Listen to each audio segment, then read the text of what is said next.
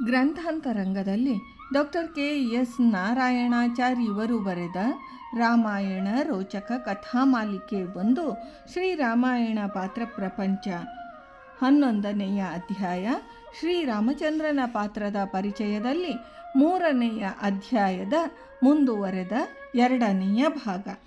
ದೀಪೋ ನೇತ್ರಾತುರಸ್ಯ ಪ್ರತಿಕೂಲಾಸಿ ಮೇ ದೃಢಂ 118ನೇ ಸರ್ಗ 17ನೇ ಶ್ಲೋಕ. ಒಬ್ಬನಿಗೆ ಕಣ್ಣು ಬೇನೆ ಬಂದರೆ ಆಗ ಉಜ್ವಲವಾಗಿ ಬೆಳಗುವ ಬೆಳಕು ಅವನ ಕಣ್ಣು ಕುಕ್ಕಿ ಉಪದ್ರವ ಪಡಿಸುವುದು ಆ ದೀಪದ ತಪ್ಪಲ್ಲ, ದೋಷಯುಕ್ತ ಕಣ್ಣಿನದೇ ತಪ್ಪು ಎಂಬ ಈ ಉಪಮಾರ್ಥ ತುಂಬ ಧ್ವನಿಗಳಿಂದ ಕೂಡಿದೆ. ಅಂದರೆ ಸೀತಾದೇವಿಯ ಚಾರಿತ್ರ್ಯವು ದೀಪದ ಪ್ರಖರ ಬೆಳಕಿನಷ್ಟು ಶುದ್ಧ ಎಂದು ಶ್ರೀರಾಮನೇ ಪರೋಕ್ಷವಾಗಿ ಹೇಳುತ್ತಿದ್ದಾನೆ. ಆದರೆ ಈಗ ಆ ದೀಪ ರಾಮನ ಕಣ್ಣು ಚುಚ್ಚುತ್ತಿರುವುದೇಕೆ? ರಾಮನ ಕಣ್ಣಿನಲ್ಲಿ ದೋಷವಿದೆಯಂತಾಗಲಿಲ್ಲವೇ? ಅಂದರೆ ಪ್ರತಿಕೂಲಾಸಿ ಎಂಬುದಕ್ಕೆ ಈ ಅರ್ಥ ಹೇಳುವುದು ದೀಪೋಪಮೆಯ ಧ್ವನ್ಯರ್ಥವನ್ನು ಭಂಗಗೊಳಿಸುವುದು.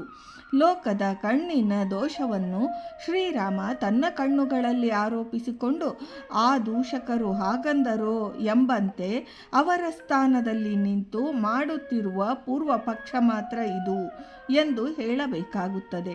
ರಾಮನ ಮುಂದಿನ ನಡತೆ ಮಾತುಗಳು ಇದನ್ನು ಮತ್ತಷ್ಟು ದೃಢಪಡಿಸುತ್ತವೆ.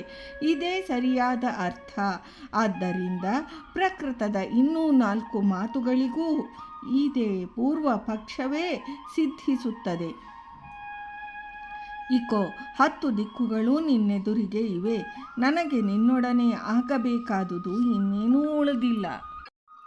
ಸತ್ಕುಲ ಪ್ರಸೂತನಾದ ಯಾವ ಗಂಡ ತಾನೇ ಪರಪುರುಷನ ಮನೆಯಲ್ಲಿದ್ದ ಹೆಂಡತಿಯನ್ನು ಮತ್ತೆ ಸ್ನೇಹದಿಂದ ಬರಮಾಡಿಕೊಂಡು ಅವಳೊಡನೆ ಬಾಳಿಯಾನು? ನೀನು ರಾವಣನ ತೊಡೆಯಿಂದ ಜಾರಿಬಿದ್ದವಳು, ಅವನ ದುಷ್ಟ ಕಂಗಳಿಂದ ನೋಡಲ್ಪಟ್ಟವಳು. ಇಷ್ಟು ದಿವ್ಯ ರೂಪಳಾದ ಮನೋರಮೆಯಾದ ನಿನ್ನನ್ನು ಕಂಡ ರಾವಣ ತನ್ನ ಮನೆಯಲ್ಲೇ ಬಹುಕಾಲ ವಾಸಿಸಬೇಕಾಗಿ ಬಂದ ನಿನ್ನನ್ನು ಅಷ್ಟೊಂದು ಸಮೀಪದಲ್ಲೇ ಹೊಂದಿ ಬಹುಕಾಲ ತನ್ನ ಮನೋರಥವನ್ನು ತಡೆಹಿಡಿದಿರುವುದು ಸಂಭವವೇ? ಶಕ್ಯವೇ?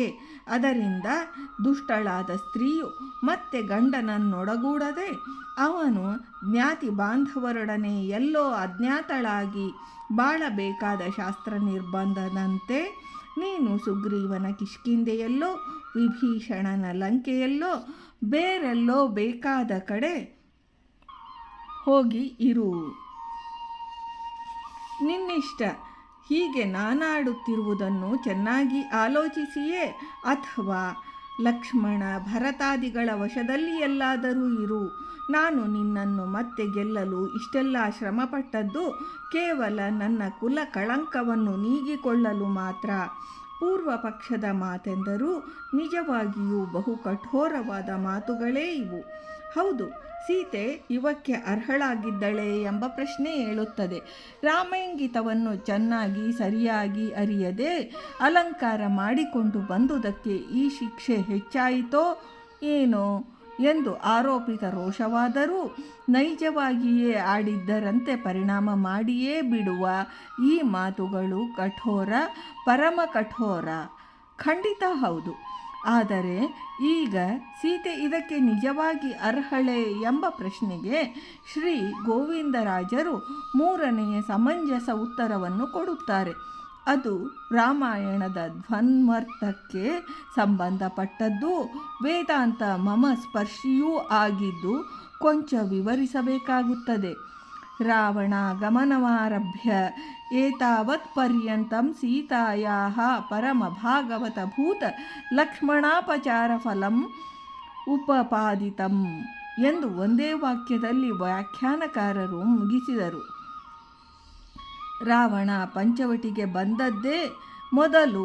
ಈವರೆಗೆ ಸೀತೆಯು ಪರಮ ಭಾಗವತನಾದ ಲಕ್ಷ್ಮಣನಿಗೆ ಮಾಡಿದ ಅಪಚಾರದ ಫಲವನ್ನು ಶ್ರೀರಾಮಾಯಣ ಸಾಂಕೇತಿಕವಾಗಿ ಪ್ರತಿಪಾದಿಸಿತು ಎಂದರ್ಥ. ಬಿಡಿಸಿ ಹೇಳೋಣ. ಮಾಯಾಮಾರೀಚ ರಾಮ ಬಾಣಕ್ಕೆ ತುತ್ತಾಗಿ ರಾಮಸ್ವರದಲ್ಲಿ ಹಾ ಸೀತೆ, ಹಾ ಲಕ್ಷ್ಮಣ ಎಂದು ಬಿದ್ದಾಗ ಅದನ್ನು ಕೇಳಿ ರಾಮನೇ ಸತ್ತನೆಂದು ಭ್ರಮಿಸಿದ ಸೀತಾದೇವಿ ಲಕ್ಷ್ಮಣನನ್ನು ಅವನ ಸಹಾಯಕ್ಕಾಗಿ ಹೋಗೆಂದು ಬಗೆಬಗೆಯಿಂದ ನಿರ್ಬಂಧಿಸುತ್ತಾಳಷ್ಟೇ. ಅದಾವುದಕ್ಕೂ ಬಗ್ಗದ ಲಕ್ಷ್ಮಣ ಸೀತೆಯ ಕಾವಲಿಗೆ ತಾನಲ್ಲೇ ಇರಬೇಕೆಂಬ ರಾಮಾಜ್ಞೆಯ ರಾಮ ಕೈಂಕರ್ಯದ ನಿಷ್ಠೆಯಲ್ಲಿರುತ್ತಾ, ಅಣ್ಣನಿಗೇನು ಕೇಳಿಲ್ಲ, ನಿಶ್ಚಿಂತೆಯಿಂದಿರಿ ಅತ್ತಿಗೆಯವರೇ ಅಂದುದಕ್ಕೆ ಆಗ ಕುಪಿತಯಾದ ಸೀತೆ ಲಕ್ಷ್ಮಣನಲ್ಲಿ ಇಲ್ಲದ ಭಾವನೆಗಳನ್ನೆಲ್ಲ ಆರೋಪಿಸಿ ಹೀನಮಾನವಾಗಿ ಅವನನ್ನು ವಿನಾಕಾರಣ ಶಂಕಿಸಿ ಬೈದಳಲ್ಲ. ಇದು ಸರಿಯೇ? ನಿನಗೆ ನನ್ನ ಮೇಲೆ ಆಸೆಯಾಗಿದೆ. ಕಾಲ ಕಳೆಯುತ್ತಾ ಹೊಂಚು ಹಾಕುತ್ತಿರುವ ನಿನಗೆ ದೊರಕುವವಳು ನಾನಲ್ಲ ಎಂದು ಕಾದ ಸೀಸ ಕಿವಿಗೆ ಹೊಯ್ದಂತೆ ಭಗವದ್ಭಕ್ತನಲ್ಲಿ ಅಪಚಾರ ಪಟ್ಟಳಲ್ಲ. ಇದು ನ್ಯಾಯವೇ? ಭಗವಂತನಾದ ಶ್ರೀರಾಮ ತನಗಾವ ಅಪಚಾರ ಆದರೂ ಸಹಿಸಿಯಾನು. ಭಕ್ತರಿಗೆ ಅಪಚಾರ ಮಾಡಿದ ಯಾರನ್ನೂ ದಂಡಿಸದೇ ಬಿಡನೆಂಬ ಮಹಾವೇದಾಂತಾರ್ಥಕ್ಕೆ ಇದು ನಿದರ್ಶನವೆನ್ನುತ್ತಾರೆ ವ್ಯಾಖ್ಯಾನಕಾರರು. ವಿನಾಕಾರಣ ಅವಳು ಲಕ್ಷ್ಮಣನಲ್ಲಿ ದೋಷಾರೋಪಣೆ ಅಂದು ಮಾಡಿದ್ದಕ್ಕೆ ಇಲ್ಲಿಯೂ ವಿನಾಕಾರಣ ದೋಷಾರೋಪಣೆಯ ಶಿಕ್ಷೆ ಇತ್ತು. ಅಗ್ನಿ ಪ್ರವೇಶದ ಮೂಲಕ ಪರಿಶುದ್ಧಿ ಏರ್ಪಡಿಸಿದನೆಂದು ಸಂಪ್ರದಾಯಾರ್ಥ. ಹಾಗಾದರೆ ರಾಮನನ್ನಗಲಿದ ಸೀತೆ ಏನು ತಪ್ಪು ಮಾಡಿದ್ದಳು? ಅಗಲಿಕೆಯ ಶಿಕ್ಷೆ ಏಕೆ ಎನ್ನುವಿರಾದರೆ ಅಲ್ಲಿಯೇ ರಾಮಾಯಣದ ಸಾಂಕೇತಿಕಾರ್ಥ ಇರುವುದು. ಸೀತೆ ಲಕ್ಷ್ಮೀದೇವಿಯಲ್ಲವೇ? ಅವಳಿಗೂ ಭಾಗವತಾಪಚಾರವೇ? ಶ್ರೀರಾಮ ವಿಷ್ಣುವಲ್ಲವೇ?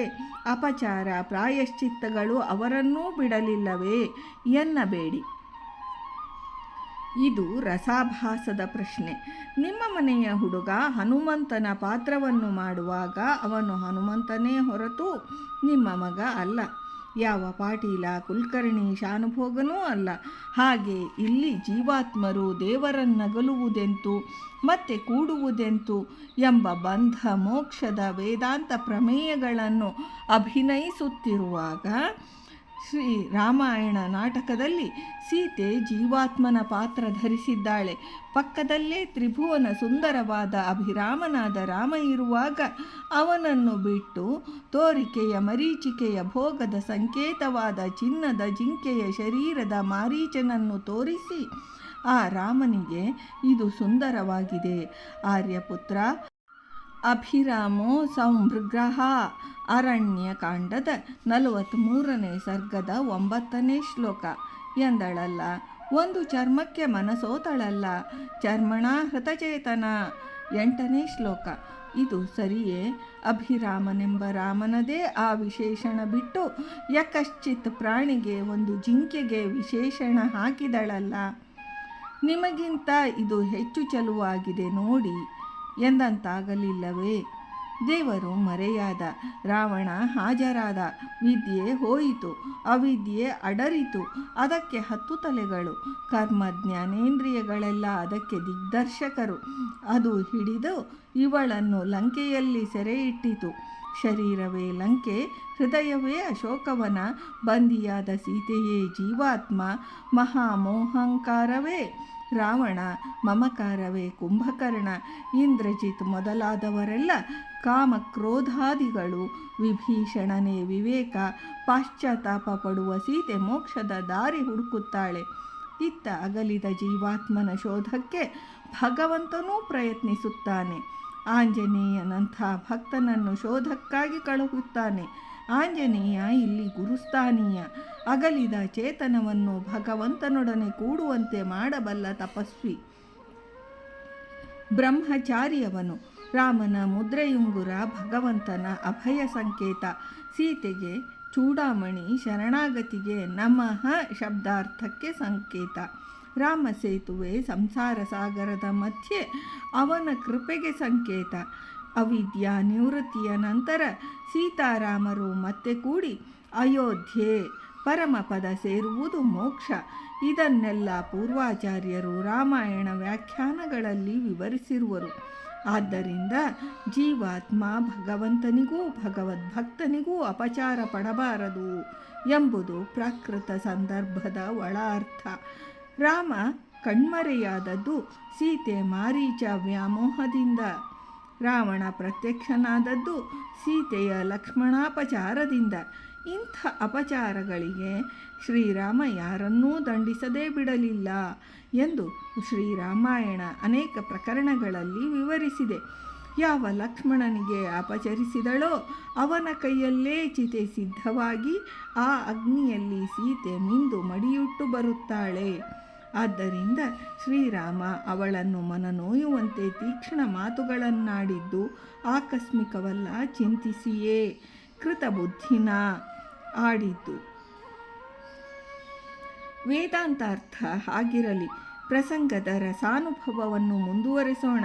ಸೀತೆ ಇದನ್ನೆಲ್ಲ ನಿರೀಕ್ಷಿಸಿರಲಿಲ್ಲ. ಬಹುಕಾಲ ಗಂಡನನ್ನಗಲಿದ್ದು ಈಗ ಪ್ರಿಯವಾದದ್ದನ್ನು ಕೇಳಲು ಅರ್ಹಳಾಗಿದ್ದಳು. ಪ್ರಿಯಾರ್ಹ ಶ್ರವಣ. ಆದರೆ ಕೇಳಿದ್ದು ಅಪ್ರಿಯಂ ತದಪ್ರಿಯಂ, ಅದು ಪ್ರಿಯನಿಂದ ಪ್ರಿಯಾತ್. ಇದನ್ನು ಬರೆಯುತ್ತಾ ಮಹರ್ಷಿ ವಾಲ್ಮೀಕಿಯೇ ಮರಗುವಂತಿದೆ ಈ ಪದಪ್ರಯೋಗ. ಈ ಭಾಗವನ್ನು ನಾಳಿನ ಭಾಗದಲ್ಲಿ ನೋಡೋಣ. ಇಂದಿನ ಈ ಭಾಗವನ್ನು ವೃಂದಾವನ ವಿಹಾರಿ ಶ್ರೀಕೃಷ್ಣನಿಗೆ ಸಮರ್ಪಣಾ ಮಾಡ್ತೇನೆ. ಶ್ರೀಕೃಷ್ಣಾರ್ಪಣಮಸ್ತು.